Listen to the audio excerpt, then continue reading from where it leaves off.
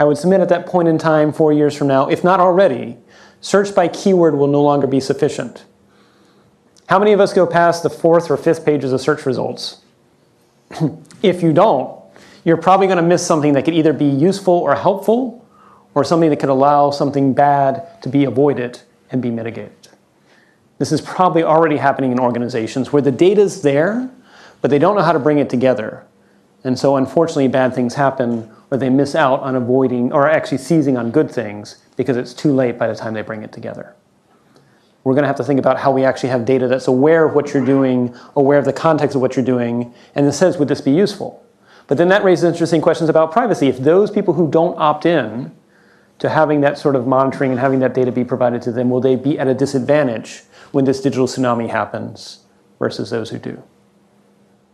These are huge questions, and again, there's no textbook for where we're going, and that's why we need positive change agents, because we're going to have to do experiments, and we're going to have to figure out how to survive in this era.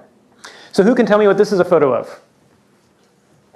Yes? Printing press. Printing press, exactly. Specifically the Gutenberg printing press. Gutenberg printing press, it allowed the distribution of knowledge that you no longer had to actually make books by hand. You could actually now mass produce them. And so the freedom of ideas started to be exchanged. What is this a photo of? Any guesses? The internet? It was the internet, specifically the broadband connection circa 2014, which means you could probably multiply this by 2 to overlay the mobile connections as well. Because there's actually now more mobile broadband connections than there are actual landline broadband connections in the world.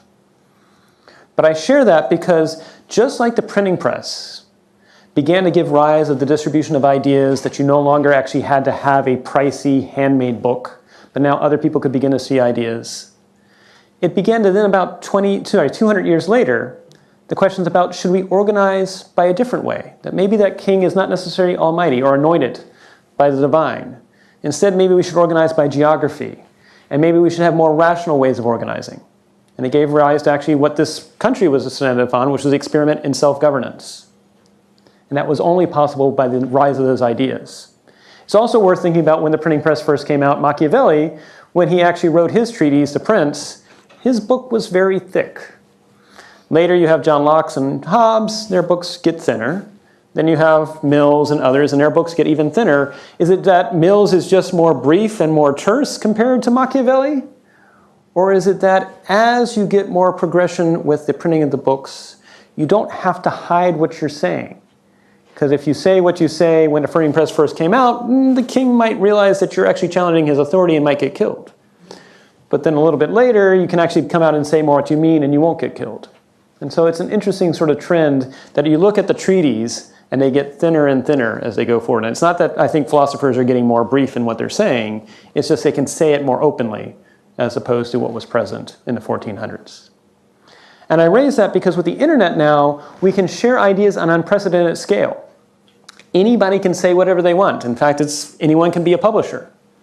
But as talking with Vince Cerf once, he said that's also the downside, is anybody can be a publisher. And so now we're trying to figure out how do we make sense of that world? What is truth? I celebrate that we're becoming more transparent. That is excellent. It also raises questions, so are we becoming armchair quarterbacks of either organizations or governments and being judgmental, saying how could they have possibly done it? And we're taking things out of context. And so this is a question about the world we go into as to how do we live in this world in which anyone can be a publisher, anyone can say anything, and that's not even just assuming that people are saying truth. How do we also deal with a world in which there may be misinformation out there as well? And that raises questions because just like the Treaty of Westphalia came about 200 years after the printing press and gave rise to nation states have only been here for about 450 years. There may be other ways of organizing that are different from that. Maybe we need new network ways of organizing that transcend geography, because where is a packet of information on the internet? Is it where it's sent from? Is it where it's received by? We're going to find out in May of this year, because how many people know what GDPR is? Excellent. You should. If you don't, it's European General Data Regulation Protection. Basically, it's when Europe is going to say there's going to be certain rules that apply to the data and the privacy that need to be applied to it, regardless of whether you're in Europe or not. If you think you're holding data on someone who's from Europe, you need to apply those rules. So it's going to be this sort of interesting test of applying laws outside of a specific country. Interesting questions as to where we're going to go. So We need people to be positive change agents because precisely for the reason there is no textbook how we make sense of this exponential era of change. If I haven't hopefully already convinced you, the next 7 years are going to see more change than the last 2 decades combined. How many people already feel like things are moving too fast? Just checking. So buckle your safety belts, you've seen nothing yet. This is going to raise interesting questions, and it's going to call into question, how do we even lead positively in this era? Because we're going to make mistakes. There is no guide rote book. It's not like you can do A leads to B leads to C. We're going to have to experiment. How many people know about Project Corona? Project Corona was an effort in 1958, 1959 with the Advanced Research Projects Agency, where supposedly the senior executive that was put in charge didn't even know what he was told, you're now in charge of Project Corona. He's like, great, what is it? And they said, your assignment is to lead a team that will launch a rocket into space. This was 1958, so before going to the moon and everything like that. 1958, launch a rocket into space, take a photo of the Soviet Union, parachute a film capsule over the ocean, and have it be picked up by a helicopter before it lands into the ocean. Because once it lands in the ocean, it's no good anymore. 1958. The first 13 rockets blew up and never left the launch pad. It wasn't until about attempt number 21, 22 that they successfully finally retrieved the film canister. But later, this became the basis. When it became declassified, it started being shared. In 1995, they declassified the maps. They were bought by a company called Keyhole, which was later bought by Google. And Google Maps actually uses the basis of what came from Project Corona back in 1958. This is why I actually say, you may think government's not innovative. I would say government's innovative. It's just that we don't monetize the innovations we do. We leave that to somebody else. But I share that because imagine we try to do that Project Corona nowadays. How many of us would have watched the rocket explode and maybe on attempt number 4 or 5 said, what's going on there? We need to have an investigation. We need to have an hearing. They're wasting taxpayers' dollars. This is never going to work. We've lost the appetite to experiment. Again, I celebrate that we've become more transparent, but we've also become more judgmental too. And the question is, how do we lead in this area in which people are paralyzed to do nothing because that's better than doing something and being wrong or not having it work out? And that raises interesting questions about how do we maintain living as a pluralistic representative society? Or is it a case that if you're an autocracy, you're better off because you don't care what anyone else thinks? If we reward those people that are risk averse and fall into line and follow and do what they say, then we actually give up, unfortunately, on pluralism. So, on that happy note, I'm going to now give you 3 guides as to how to survive in this coming era. And the first is, it's been shown that diversity trumps ability. What do I mean by that? Well, in 2002, there was a National Academy study in which they took a group of experts and they wanted to see if they could solve a problem better than a group of experts plus what they called naive participants, people who did not have expertise in the subject. And what they found out is that the experts plus the naive participants did better than the experts combined. You're like, well, why was that the case? Well, the interesting thing is, you think about it this. When you become an expert, you start seeing the world in certain ways. You have certain heuristics that are tacit. It's hard to explain, but you see that and you're like, oh, that must be X or that must be Y. And when anyone asks why, it's just like, well, my experiences up until now has led me to believe that's X or Y. But those can become blind spots. Frank Lloyd Wright, point in case, an amazing architect, but he was an awful engineer. His buildings are now falling apart. It would have been much better to pair Frank Lloyd Wright as an amazing architect with a really good engineer, and maybe while you're at it, a conservationist as well, and you would have had a much better product that would stand the test of time versus just Frank Lloyd Wright as the expert. And so in some respects, a naive participant brings other ways of looking at the world that are different than the expert themselves. Now, I'm not saying we don't need experts. In fact, what I think we really need is a plurality of different expertise working together to look at problems. And in fact, I worry that the internet is actually causing a flattening in which no longer do we reward anyone for being an expert in anything. Because now I can go to the internet and I can find something that confirms my opinion, and even though I have no expertise in this subject, you must be wrong because I can find it on the internet. And so I think we face this challenge, which is what we really want is a diversity of people that look at the world in different ways, and we find a way to work together on shared goals. And that gets to the interesting case, which is actually diversity only trumps ability if you set shared goals up front. If you don't set shared goals up front, the diversity only serves to do fragmentation. You talk past each other, you don't have a shared language, you're not working the same objectives, And some might say what we're seeing right now in the United States and in Europe as well is that representative governments are not succeeding at setting shared goals up front, and therefore the diversity of their perspectives are fragmenting their societies. Any questions on that? Because you guys have been way too quiet so far. No? All right, well, we'll keep on going. So the next thing is the power of the edge. As mentioned, back in 2000, I joined a small little program called the Bioterrorism Preparedness Response Program. We were about 30 people at the US Centers for Disease Control who were created back in 2000 because of concerns the sarin gas attacks that happened in the mid-1990s. And there were other cases where we could not find all the vials of smallpox that at the time when the Soviet Union did exist were being stockpiled. And so that was a concern. And about every 6 months we were told you're a Cold War relic, the budget might not be cut or something like that. We were told we didn't need to exist. And it had been scheduled months in advance for me to give a briefing on September 11th, 2001 at 9 o'clock in the morning as to what we would do technology-wise if we ever had to respond to a bioterrorism event. Unfortunately, 8:34, of course, the world changed. We literally piled computers into cars. That was the state of information sharing at the time, and set up an underground bunker and dealt with the response to both New York and DC, and didn't get a lot of sleep. So down on October 1st, I actually ended up giving the briefing to the CIA and the FBI on October 3rd, and the first case of anthrax shows up 24 hours later in Florida. It was a very busy time. Now, when I joined the Bioterrorism Preparedness Response Program as the one biology plus computer science person, I was a big advocate of what was called agile development. How many people know what agile development is? Excellent, you should know by now. How many people know that it's more than 16 years old? If you didn't, there was this thing called the Agile Manifesto that came out in March of 2001, and I was an early proponent of it. I was like, we need to follow this. This makes sense. I mean, we can't wait 3 years to build a solution. We've got to build it in iterations, and we've got to adjust and adapt. And that would make sense. But I was told, get back in my box, follow the 5-year plan, follow the 3-year budgetary cycle. What are you doing? What's this crazy idea? And I raise that because, unfortunately, after 9/11 happened, people said, well, why hadn't you done more? And it was like, well, because we had been following waterfall. Now, fortunately, we had done some things, and in fact, I had gotten in trouble for doing things with agile development, but we at least had some solutions when we actually had to respond to anthrax and actually make sense of all the laboratory results. In fact, we had a web-based solution that could actually make sense of all the lab test results because we had done an agile solution. But otherwise, had it not happened, I probably would have been a heretic and probably left my job about 6 or 9 months later. And so one of the things I swore is whenever I got to a position in which I was in a leadership mode, I would not assume at the top that I had all the answers.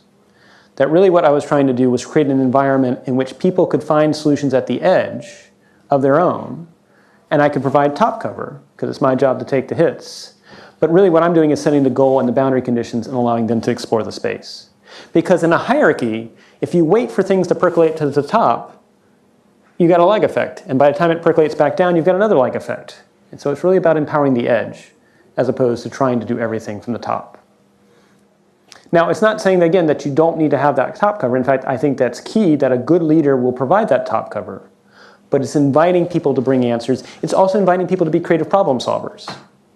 When I parachuted into a role in which I affectionately call digital diplomat and human flak jacket back in 2013, there have been several CIOs in the last 8 years. I think the average tenure was about 8 or 9 months. And I was like, oh, great. So how long am I going to last as FCC Chief Information Officer? The average person had been at the FCC for 15 and a half years. The average contractor had been at the FCC for 19 years. And here I am trying to convince them, let's work together, let's try to figure out a way to move forward. And they're looking at their watches saying, are you going to be here past 6 months? So it was a challenge. I was a nonpartisan. But one of the things I did was I actually asked them what were our strengths, weaknesses, opportunities, and threats as an organization. And I created as a poster. Anyone could write on it what they wanted. And I put it up in different places. And one thing that I noticed that was interesting is people were more than willing to email me what they thought. But they were hesitant to write on the poster themselves. I was like, well, that's odd. So about 2 weeks into the role, I actually got an all-hands meeting. And I said, I can only ask questions in this session. I can't impose my own views. And so I said, I've noticed that people are more than willing to email me their thoughts, but they don't seem willing to write it on the board. Does anyone know why? And people were quiet, but I knew one of the people in the audiences was an extrovert, so I called him. And I said, well, the previous leader would shout at us in public as to why we were wrong. And I was like, oh. What can I do to convince you that I won't be that way?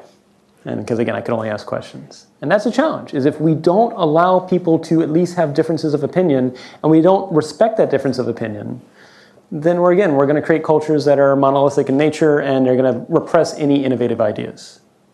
There was another case where actually at the end of the talk, I said, so how many people are excited about where we're going? And to be honest, less than 15% were excited. I said, how many people are neutral? And that was about half. And they said, again, we're just waiting to see if you're here for the next 6 months. And I was like, thank you for that. And then I said, how many people wish that things could go back to the 1990s? And that was about another 35%. And someone said, actually, they said, I have a beef. And I said, tell me more. I said, it happened 17 years ago. And again, I had just arrived about 2 weeks ago. And I said, tell me more. And they told me what it was. And I listened. I said, thank you for sharing. What do you think we can do to move forward together from that? And I think that's a question that's often not asked. It's that you allow people to hold problems, but you don't turn it back around and say, okay, so what are you going to do about it? I imagine all of us in the room right now can think of some social condition or some social action in which we feel upset. We feel frustrated. We feel mad. We feel sad. But how many of us have then said, okay, let me channel that energy into actually doing something about it? I may not have all the answers, and it may just be at a local level or something like that. But how do we channel that to actually doing something and figuring out how to move forward from it, as opposed to just being angry or upset? So the third thing I'll put forward is the power of an ecosystem. And basically, this is similar in the sense that you don't tell ants where to go. They're not going to succeed if you do. Instead, you sprinkle sugar in certain places, you sprinkle poison in other places, and the ants will avoid the poison, and they'll figure out how to get the sugar in ways that you could never imagine. And they'll communicate amongst each other, and they'll swarm. And I think this is increasingly going to be key because the answers aren't going to come from any one sector. I like talking about public service versus just government. In fact, I might be a bit of a heretic having served in it, but I would say government is an increasingly 20th century term.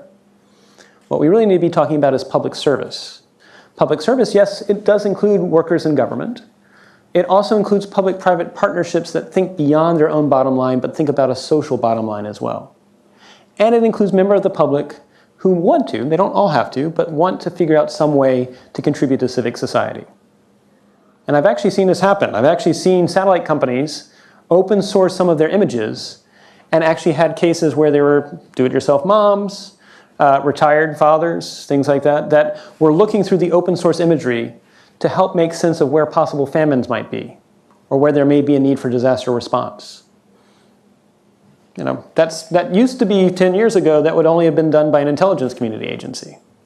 But now it's a case of a private sector having launched satellites and then making it freely available for those interested parties to help make sense of where we can actually prevent humanitarian disasters. That's the type of world we're going into that requires that horizontal thinking as opposed to just saying it's just this one group's burden to solve. And so, that said, change isn't easy. Any guesses as to who this is a photo of? Anyone with the US Navy? This is a photo of young Ensign Nimitz in 1904, who ran his boat aground the USS Decatur. He was court-martialed for running his boat aground, but not drummed out of the Navy. And instead, 35 years later, he became one of 2 5-star admirals we've ever had. We usually only stop at 4 stars, but he helped us win the war in the Pacific. And I share that because think about this nowadays. An ensign, lieutenant with the US Navy runs their boat aground in the Philippines. How long on Facebook, how long on Twitter would have been fire Nimitz? How many news pundits and comedians would have been, how could he have possibly done that? What is he doing? He's crazy. And probably he, his boss, and his boss's boss would have been called before Congress and they would all have been kicked out. And the most depressing thing is actually in reality, it's actually now part of naval code. You run your boat aground just once and you're automatically out. So we've lost the ability for people to make mistakes and learn from it. And so the question is then, are we only selecting for leaders who are basically doing nothing? They're making it look like they do something, but they're really doing nothing. And so at the end, I say we get the government we deserve, we get the public service we deserve, we get the private sector we deserve. If we don't reward people actually taking on challenges and making a meaningful difference, even though they're going to make mistakes, then this is the world we're going to. And so change is not easy. You have to don flak jackets and you have to be willing to incur that friction. And in fact, one of the things I like to talk about is the difference between management and leadership. Management is when you meet expectations. Expectations, whether it's from your boss, your peers, your reports. It has expectations from the public, your shareholders, your investors, your VC community. We all have expectations to a degree that we have to meet or we're out of a job. I'm not saying you should not meet expectations. But I would say if you only meet expectations, you're not going to be able to keep up again with the exponential change we just talked about in the world. Leadership comes from the Greek word leet, which means to be sent unto death. Often this is where I like to ask who wants to be a leader anymore. Back in ancient Greece, the leets were the ones that carried a flag in front of the army. And that's all well and good until one army meets another army, and who's the first to die? The flag bearers, the leets.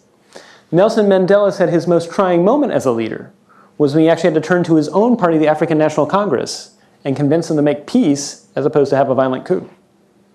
He almost did not succeed, but fortunately he encouraged the Truth and Reconciliation Commission, and the rest is history. Isaac Rabin, an Israeli, when he turned to his own Israeli people and said he wanted to make peace with the Palestinians, unfortunately was assassinated by a fellow Israeli. Oftentimes, leaders are undone by their own support base when they get too far outside of expectations and they can't manage that friction. This is a challenge for leaders, and this is just something to be aware of, which is how far can you go in managing that friction, but not get too far that unfortunately you either get metaphorically or actually killed.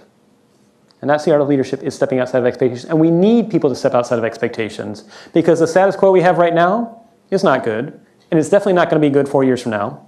And there are things that we need to do to embrace diversity, to embrace empowering the edge, and to work more horizontal. And so the question is, what can we each do to contribute to that? Again, just to give you a sense that the world we're going to is unprecedented. Internet Protocol version 4. This is how we used to, for the most part, address things on the internet. It's the 4 numbers that you're used to, the 4 octets.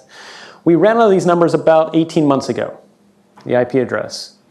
And there were about 4.3 billion of them, 2 to 32. And that was how we addressed things on the internet. We're now moving Internet Protocol version 6, which is a much more complicated system, 2 to 128th. But if you take all those numbers that used to be how we address things on the internet, 2 to 32, 4.3 billion numbers, and put them in a beach ball, what is the corresponding size object for Internet Protocol version 6, which is 2 to 128th? Planet? What if I told you we're going from the beach ball to the size of the sun with the internet? Again, this is going to raise questions of cybersecurity. How do you even begin to protect this? How do you defend against this? Privacy questions, civil liberties questions. How do we operate in this world? How do we make sense? Who owns your data? Do you? Hopefully, yes. That's what I would say, but other people have different opinions.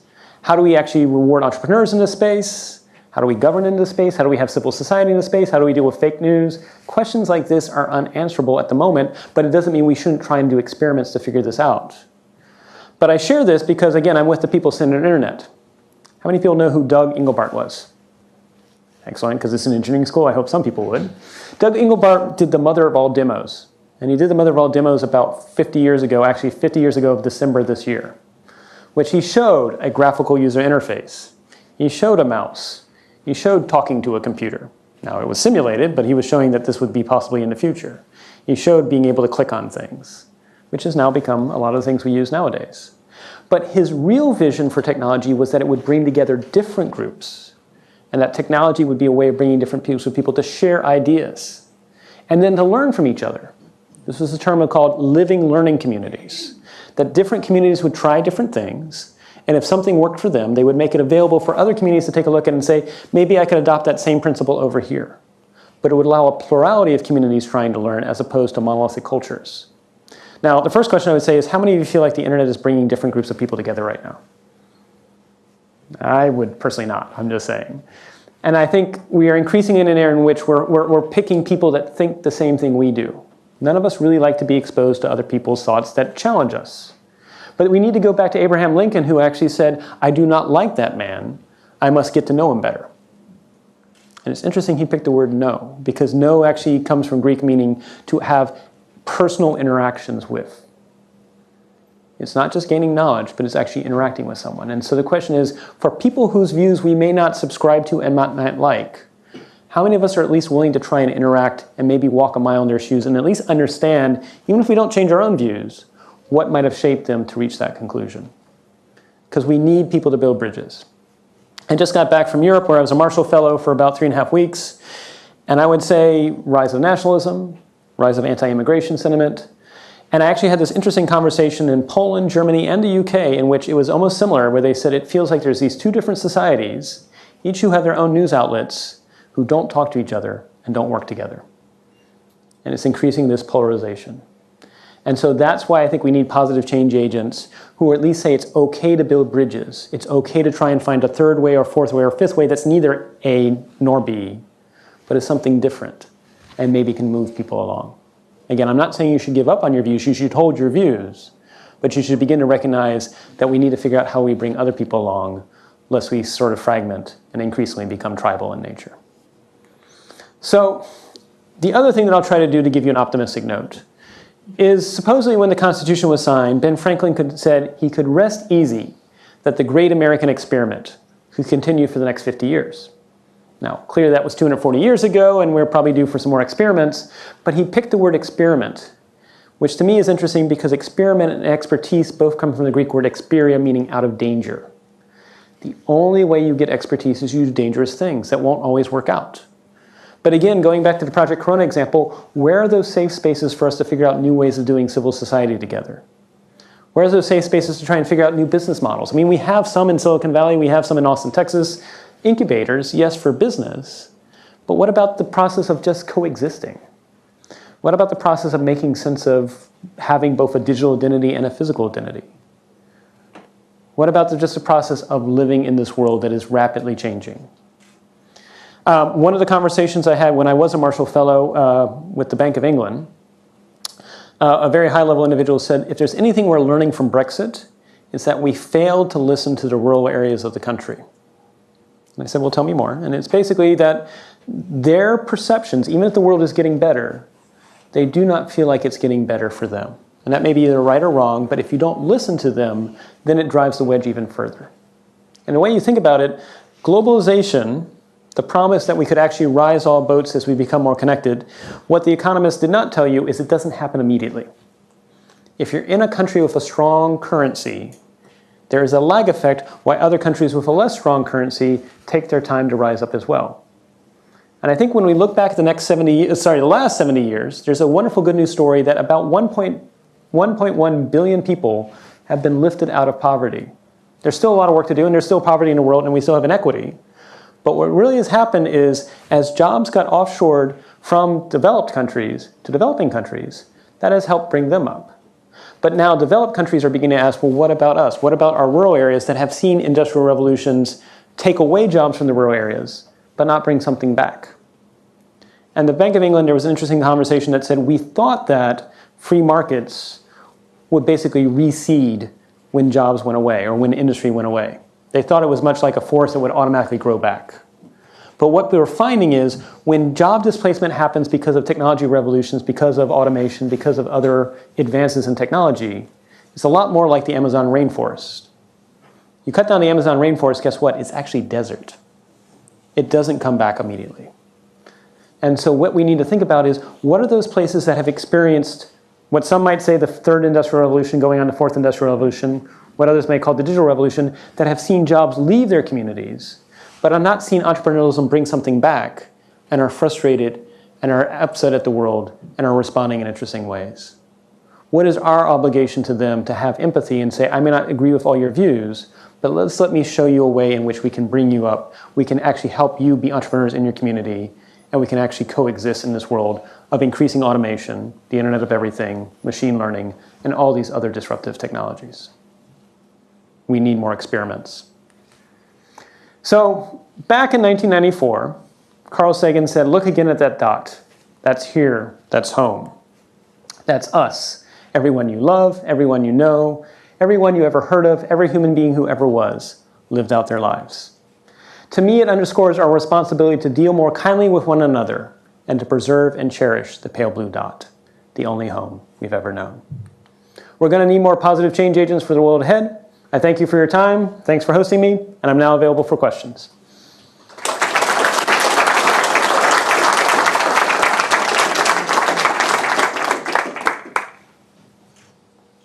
No questions. Just one. Oh, excellent. Right. I'll speak louder. Okay. Use the mic. Use the mic. I think they want to hear you. Thank you for that presentation. My question to you is, you haven't taken a stand on what you think the biggest challenges are for the next century. You mentioned information, you mentioned AI. What are your values considering that? Like, not all AI is beneficial. Right. The environment, food, so where does that fall under your view? So I would say a couple things. First, I would say technology is inherently amoral. It's how we humans choose how to use it that decides whether it's good or bad. And so the same can be true for, fire. It's great. It cooks your food. Fire is awful because it can burn your enemies. Rocks can build fences, but they can also bash people in the head. So I would say all technology is, the morality of technology comes from the choices we make. I'm a Rawlsian in terms of philosophy. And for those of you who don't know, Rawlsian is basically the idea that at the moment you're born, you start to have biases as to what you think is just. And so he prescribes the veil of ignorance, which is step back and say, you're not born yet. What would we agree to as how do we coexist? And he would argue that basically what we would argue for is an era in which there may be, you want to at least encourage people to be entrepreneurs and succeed, but you also want to make sure there's not a wide disparity between those who are succeeding and those who are not. And so it's the idea that in whatever scenario you pick, make sure that those who are the worst off are the best off of all possible scenarios. And so what does that mean for the world? I know that's kind of abstract. I would say we need to figure out empathy for how we coexist. This is unprecedented to have 7.3, actually no, sorry, we're now 7.6 billion people. This is unprecedented in the human species. How do we coexist? What is a way that we can think beyond the us versus them phenomenon? It's a very human phenomenon. You can actually take groups of people that have worked together for 10 to 15 years, bonded well, coexisted well, and you bring them in a room and you randomly give them red beads and blue beads. And you say, go socialize for about 20 minutes, talk to each other in the blue team and the red team. And after about 20 minutes, you say, I'm going to give you each $10. You can keep the $10, you can wager some of it, or you can wager it all. Whichever team wagers the most will get double their money, the other team will get nothing. If there's a tie, nobody gets anything. And you'll watch these two teams, and they'll both convince themselves they're going to be more aggressive, they're going to be more brave, the other team's weak, they're not going to bet at all, and they'll bet it all. And guess what? The other team does too. And nobody gets anything. And that's just from 20 minutes of a red versus blue bead. And so I would submit there's so much of our lives right now. I actually wonder, personally, I feel like the internet has actually gotten more fragmented in the last 5 years. I wonder if that's occurring because we're now putting photos online, we're now putting videos online, when I can remember back to the days when it was just text-based. So it was much more about the idea versus what you look like. Now, again, ideas can also polarize as well, and you can identify with other groups as well, so that's not the only answer. But we have to figure out how to have empathy for people who have different views than our own, and at the same time have a way of uplifting and saying, let's move forward. Now, clearly some things are heinous, and I'm not saying we support everything, but how do we coexist in that world? So hopefully that helps a little bit. I don't have all the answers, but I can at least encourage other people to begin to help try to figure out those answers as well. Other questions? I saw a few more hands back there. There were. I think I saw one here. Oh, two there. Go ahead. Thank you for the presentation. My question would be, how can you tell the difference between information and misinformation on the internet? Who should be responsible, the big companies or the government or the user itself? And I think moving forward in the future, how can you tell, information can be beneficial and also misinformation can be also disastrous? Yes. If I had an answer for that, I'd probably have launched the company by now. That's a very hard question because, so I was talking to a retired, very high leader that said back in the late 1990s, the US had two doors to address involving the internet. Door number one was the concerns of cybersecurity. How do you know that the hardware is safe? How do you know the software is safe? How do you know the machine's doing what it's supposed to be doing? That's the first door. The second door is, how do you make sense of misinformation? How do you make sense of when people are trying to do information campaigns to mislead you or steer you in certain directions? That second door was a lot harder because we have freedom of speech. And so what one person's misinformation might be someone else's opinion. And then you also have the Fourth Amendment as well. And so how do you reconcile that? It's not something that government can really do well. And so the US picked door number one to try and address. And I'm not saying we're winning cybersecurity, but they at least picked door number one. Other countries may have picked the second door. to get better at how do you make sense of propaganda, misinformation, and things like that. And so I think we are now facing that. I mean, we know already that just this year, if you get 37 seconds of someone's voice, you can create audio files of them saying things that they didn't actually say. So that's going to raise interesting questions of, do you actually say that or did you not? You've also probably already seen the videos where if you take someone's face and you get it from enough angles, you can actually put them on videos that they didn't actually do. Now, fortunately right now, it's still rudimentary, and so technology can be run to actually figure out that that video is not really them or the audio file is not really them. But it's going to get more advanced. And I think what we really need is healthy skepticism, because it's going to increasingly be hard to make sense of what's real and is what not real going forward. And at some point, you have to actually begin to wonder, does it really matter? I mean, it obviously will matter for maybe law enforcement purposes, but beyond that, should we make it more a society of ideas versus a society of personalities, or the cult of personality that we seem to be doing right now? But all I can say is it's going to get hard, and I don't have any magical answers other than to say it's going to get really hard. There's another one right there. Thank you. Hey, David, how are you? Yeah. Thank you for a great presentation, first and foremost. I liked the example that you gave of Doug Engelbert and his vision of the internet bringing people together.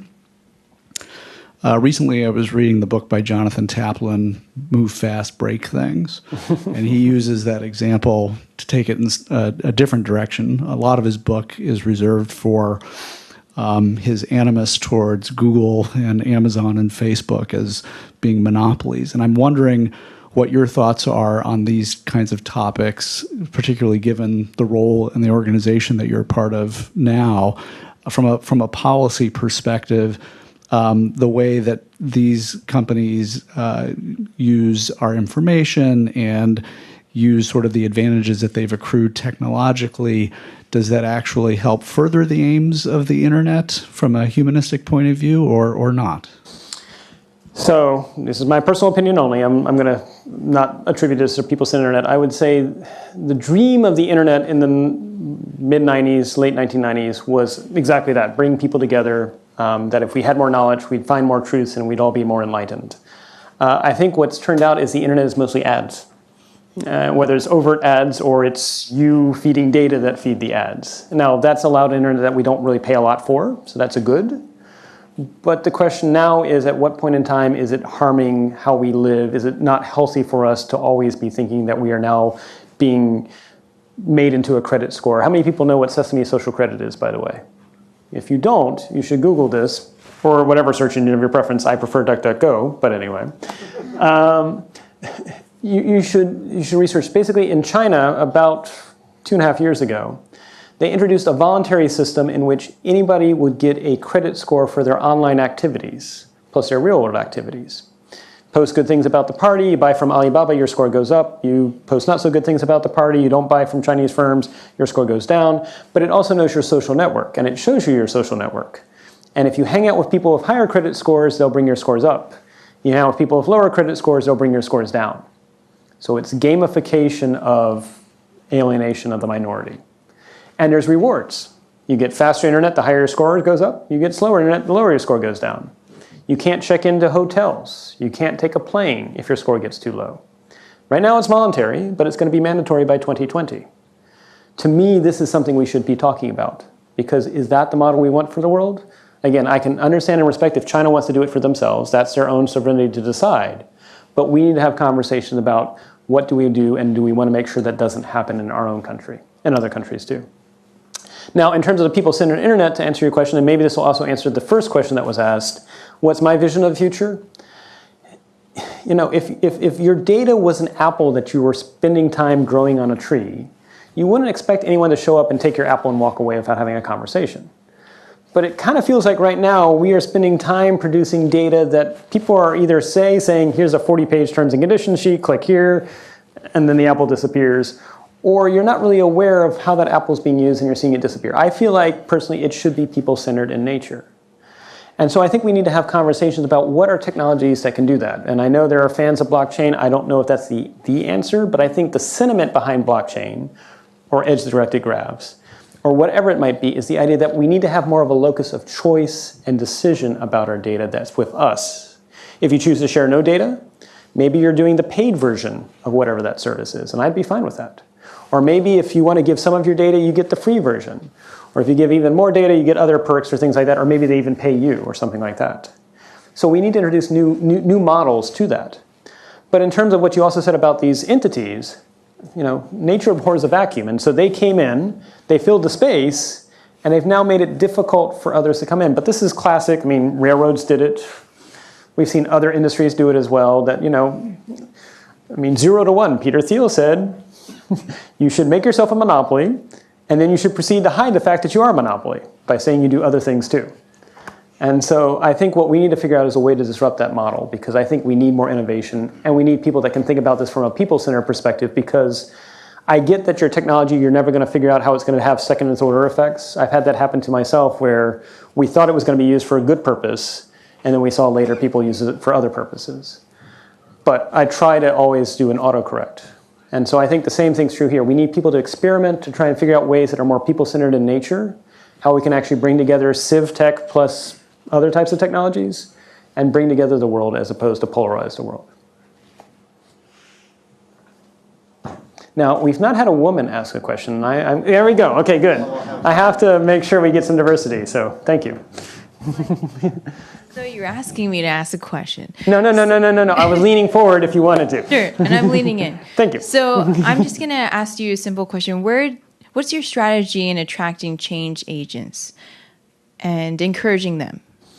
So that's a great question. I think change agents like to be around other change agents, but it's challenging because you want to create a space in which you say you are free to explore and beyond. Give a locus of control.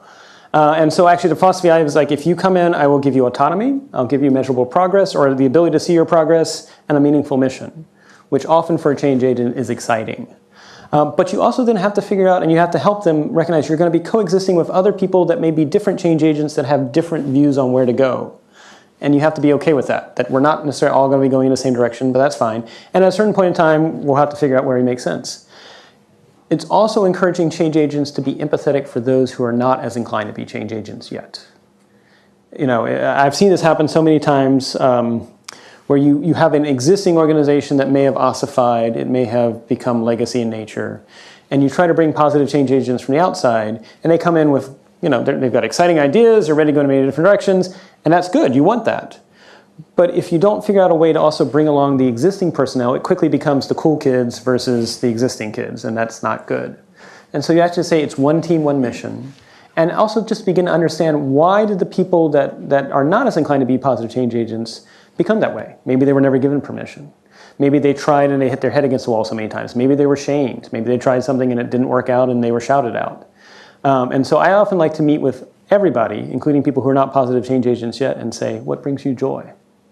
What would be exciting to take on? And I know this is a weird question for someone who's a scientist to say, but if you can figure out what someone's passionate about, maybe I can give you an opportunity to do that.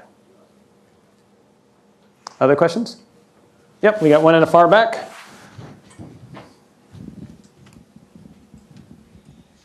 Dr. Bray, I appreciate your presentation. It was very well done. Question has to do with the intellectual property that we have. How can we best protect that in the future, given the rate of change we're going through right now? That's a really good question, especially because you've got the idea itself, the intellectual property, but then you've got 3D and now 4D manufacturing. If you get a hold of that, then I'm sorry to say I don't have any easy answers other than to say I think we need to have a conversation about how we update it for the 21st century. I think we definitely need to reward entrepreneurs. We need to reward inventors. At the same time, we need to recognize it's almost like how, if you can remember, when the music industry tried to resist Napster, and then later we had, and Napster didn't make it, but then eventually Apple figured out a model. I'm not saying Apple's the only model, and now we've got Spotify and others coming along. There may be other ways to recognize and reward the people that come up with the original idea versus the current system we have. And we also want to make sure that copyright does not prevent freedom of sharing ideas. I feel like we're not having this conversation as a country because it's hard to have in a soundbite. But if we don't encourage the people that are running for office, and by the way, I'm never going to run for office as far as I know. I think my wife would hit me over the head if I did. I like being a nonpartisan, but I think if we don't encourage those people who are possibly going into representative government to have this conversation, then we should be surprised that no reforms coming down the road.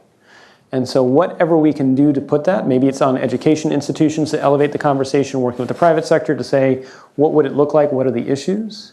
I'm actually going to be doing a course, it's a short half-day course in about 2 weeks, in which they asked me to talk about the future of governance. And I was like, I can't tell you what the future of governance is. I can tell you possibilities, but I can't tell you what it is. And so we're actually going to do it as a simulation, where we're going to have a problem and we're going to have different people take on different issues. And so at least we can begin to understand the different dimensions of that. But you hit the nail on the head, which is, if we don't figure out how to embrace intellectual property, but at the same time embrace sharing of ideas, sharing of physical bits and matter as well, we're not going to be able to keep up with the world change. Thank you. I'm going to interrupt at this point because we have a reception next door. Everybody's invited, so please, he has a high credit score, so people... Oh, no. You all have brought up my score, so I thank you for that. But I just want to sum up by saying, wow, what an inaugural lecture to kick off this lecture series. You've raised more questions than